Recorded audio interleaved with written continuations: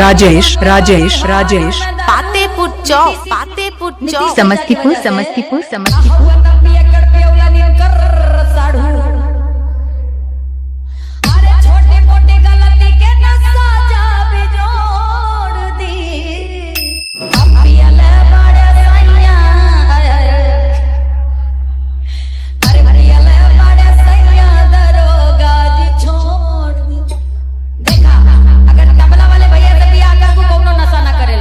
लेकिन अगर एने तू बियाह कइलू तो रोज रोज अपना के जेल में पैबू छोड़ावे बदे। सही बात बा। बुआई ने हमें निकाल के मार के आ कलर छोड़ दी हमरा भतार के।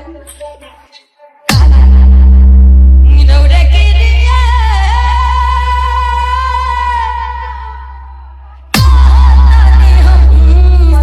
ए राजा कहियो बाहुर खा के मोर जाई पिया ना छोड़ कुछ कर जाई।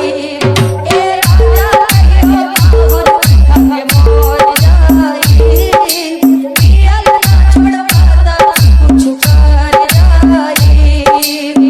रौवे की दिए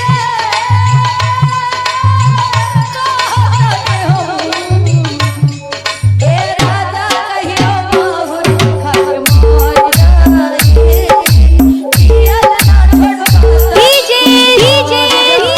राजेश राजेश राजेश राजेश पातेपुर चौक समस्तीपुर समस्तीपुर समस्तीपुर।